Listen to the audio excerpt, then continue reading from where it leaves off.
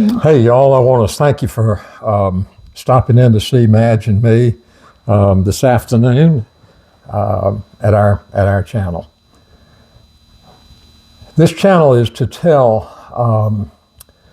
the way that God has been good to Madge and me over the years. To tell some stories. Some of them will be funny. Some of them will be more serious. This one kind of in between. We wanted to tell you the story about our coming together when we were youngsters. I was a senior in high school, and I had a job at a grocery store. You may or may not know that back in the day, we're talking about 1965, there were bag boys. And so you'd have a checker that would check the groceries out, and the bag boy would put them in the bags and put them in a cart and take them out to the car for the customer, and hope for a 10-cent tip. I mean, there was one guy that'd come in, he'd always tip us 25 cents. That was big time. I mean, that would be $2.50 in today's money. 10 cents is $1. And so we would always hope we got at least a 10-cent tip.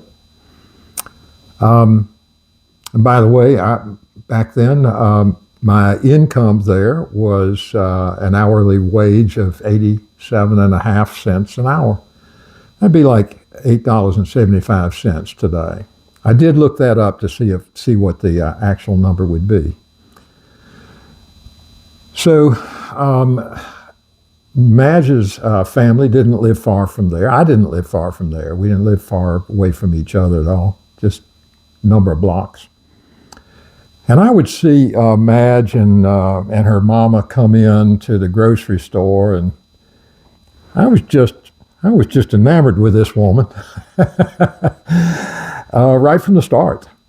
And I'd carry their groceries. I make sure I was the one that got to bag up their groceries and carry it to the car. And I always wonder if she'd go out with me if I asked her out. But, you know, she's a college girl. I can tell that. She doesn't look like a high school girl. She doesn't carry herself like a high school girl. And I just thought she was a college girl. And I never got the courage to ask her out at all. And her mama was there. I mean, that'd be kind of awkward right from the start. A bag boy asking her daughter out. So, but I'll cut to the chase.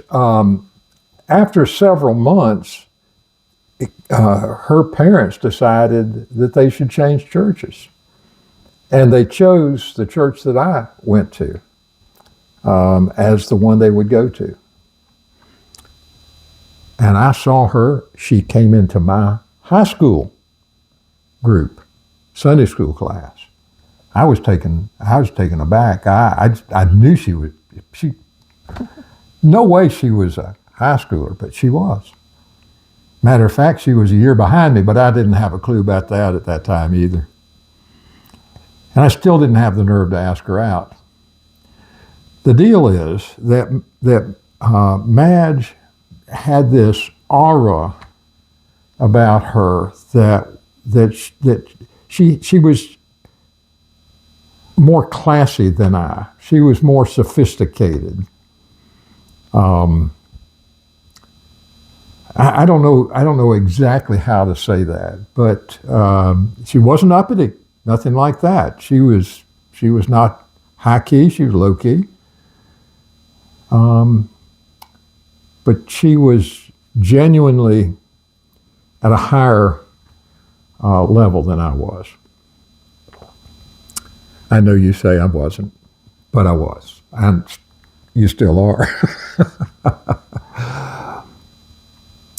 So I would sit there and I'd look at her and I'd carry their groceries and look at her, and I would wish I could ask her out, and I just couldn't make myself do it.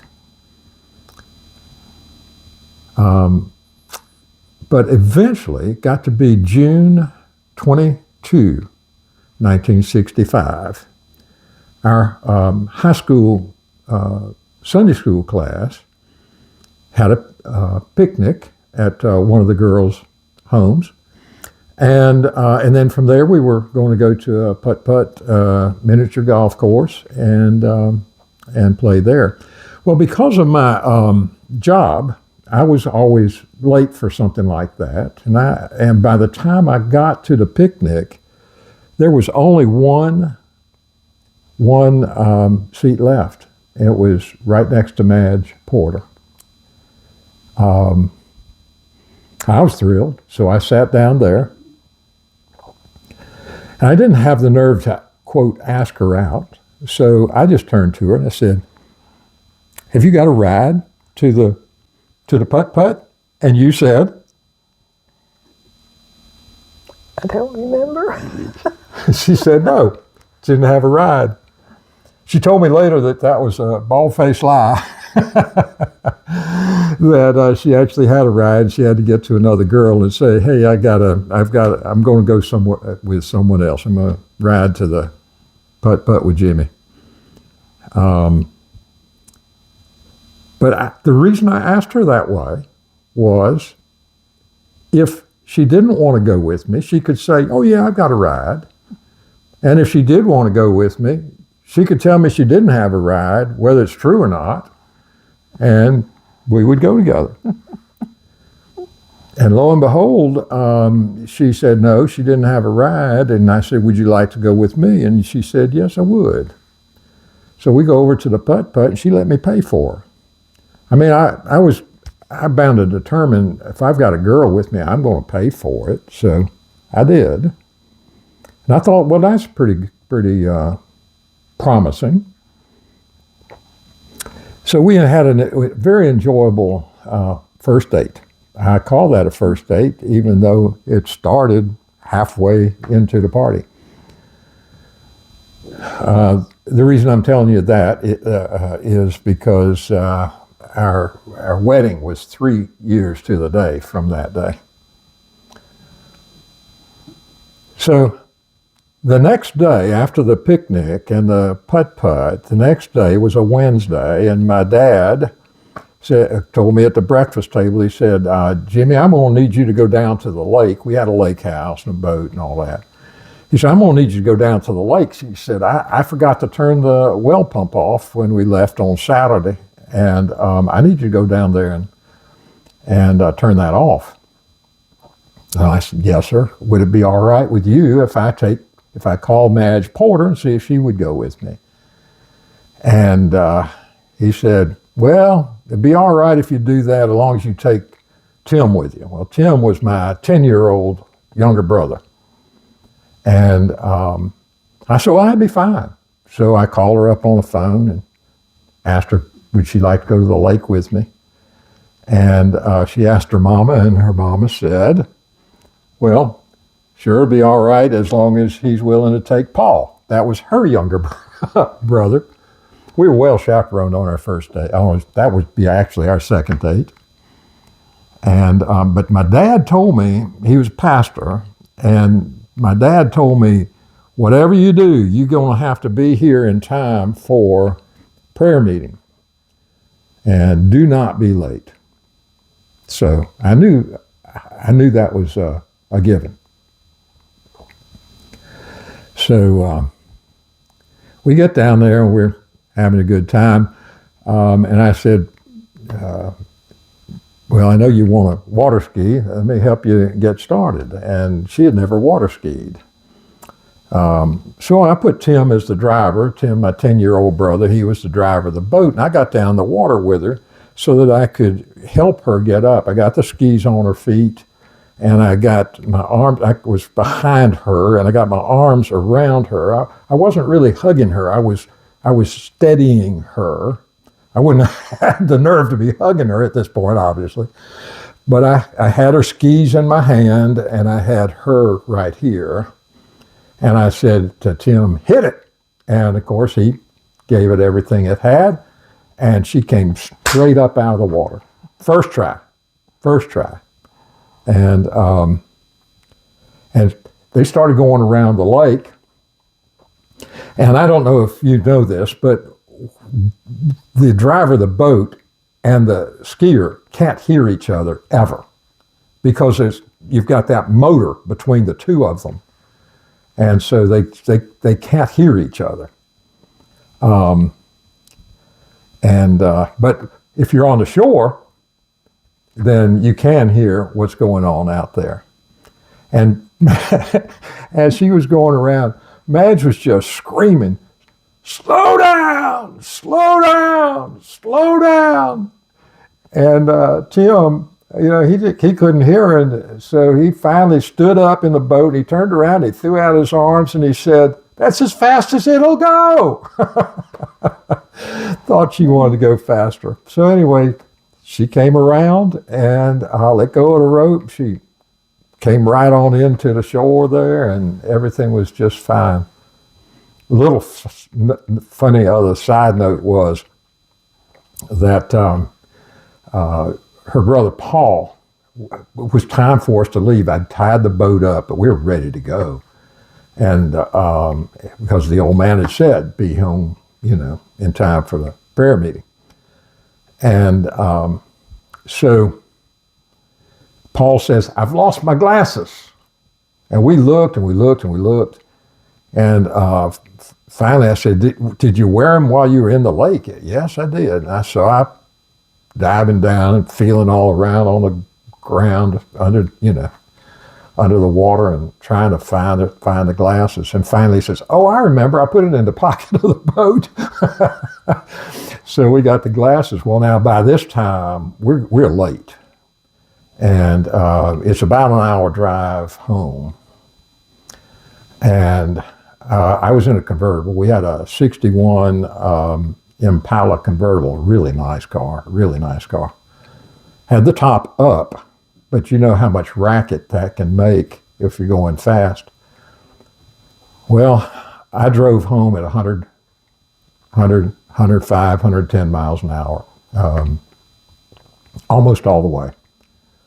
And I thought, well, she'll never go out with me now. She's seen me drive like this. And you said you didn't ever, you didn't I didn't ever recognize that we were going so fast. Okay. Yeah. I was just thinking about you. She was thinking about me. I was thinking about getting to church on time.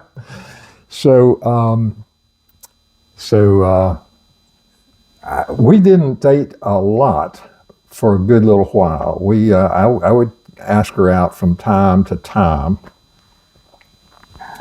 By the fall, then I started being more, I was asking her out more often. And by October 13th, 1965,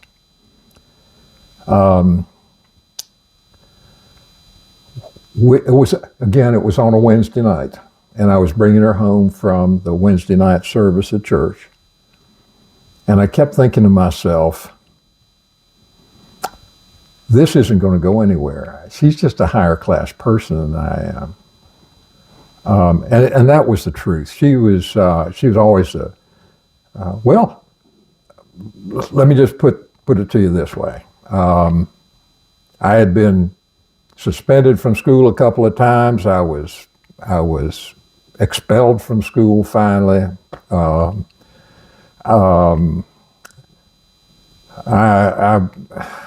I was a very poor student. I mean, like, on the way to my graduation, my dad asked me, he said, "Now, are you going to graduate tonight?" I said, "Yes, sir."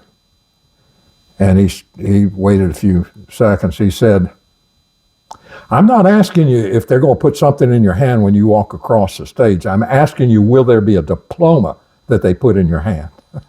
I said, "Yes, sir."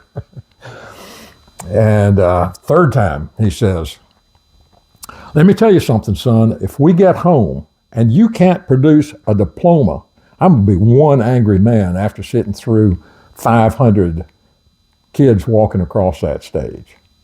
Are you going to have a diploma?" I said, "Yes, sir." And I did come home with a diploma. But that'll just show you he didn't have any idea that I was going to actually graduate. That'll give you an idea of where I was. On the other hand, Madge had just taken a test. There were a number of students in her class. Well, now she was a year behind me in school, so this is a year further. When she was graduating, she had to take a test of the highest kids in the school, in her class, and to see who would be the valedictorian of her graduating class. And so look at the difference. Are you going to graduate? Or are you going to be valedictorian? So, and that's just one example. I could tell you many things. We don't have time for that. But I could tell you, she was just out of it. She batted in a different league than I did. I was always taught, don't bat out of your league. Stay in your league. And I knew she was out of my league, especially by the time October 13th rolled around. And I determined that I was going to take her home from church, and I was going to just tell her, this has been fun, but we're not compatible. I really enjoyed her. I enjoyed the heck out of her. But I just had this sense that we were just not compatible at all. You want to tell them what your thoughts were that night as you were interacting with me?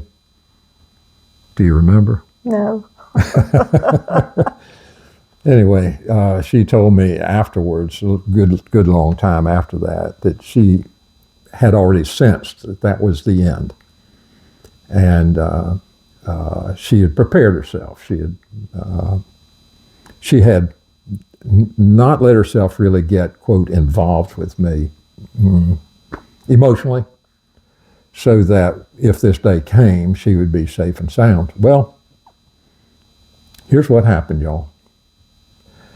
The reason I do these is just to show you the goodness of God, show you the hand of God. That's what these videos are for.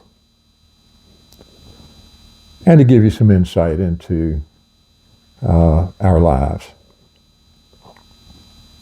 We got out on her porch. I had taken her home, went into the living room and visited for a little bit, and then we got out on the porch, and I was fixing to tell her what I just said, that this isn't going anywhere. And I know this is going to be awfully hard to believe. I hope you will believe me. It is absolutely 100% accurate and true. I opened my mouth to tell her that this wasn't going anywhere, and we might as well call it quits here. And instead of that coming out of my mouth, what happened is I took off my high school ring and I said, would you go steady with me? Y'all, I kid you not. She was surprised as she could be. And I was too. That was not what I was going to do. It was as if, the way to say it is as if I'm watching a movie and I'm watching this guy ask her to go steady, when I had absolutely no intention of that. It was, I'll tell you this before I say the next thing. She accepted the ring and she threw her arms around me and kissed me. And I'll tell you, she was on this level and I'm down on this level as far as socially is concerned, I guess is a way to say it. And I was surprised that she threw her arms around me and kissed me. I didn't kiss her. I mean, I did kiss her as she kissed me. And I got to the car and I thought, two things. simultaneously, really at that moment on the porch, two things came into my mind simultaneously. One is, what did I just do? And the other thing was, man, this went well. This really went good. And yeah, you understand. You've probably had times when you had conflicting things going through your mind at the same time. I learned later. I mean, I finally figured it out. That was a save by my Heavenly Father. My Heavenly Father saw what I was about to do. And I like to joke about it and say it this way. He said to himself, oh my goodness, that boy's going to blow it. I better speak for him. And that is what happened. Our Heavenly Father is the one that started that, started this relationship. By the way, going steady, I don't know that young folk go steady anymore. I don't know what they call it or what they do. But it's a commitment. I'm going to date you, and I'm not going to date anybody else. And here's my ring. If you'll take my ring, that's your agreement. That's what's going to happen. And man, we've never looked back, y'all. We've never looked back. You got anything you want to add? No, it's already been well said. I'm sorry. I do all the talking just about. I like it.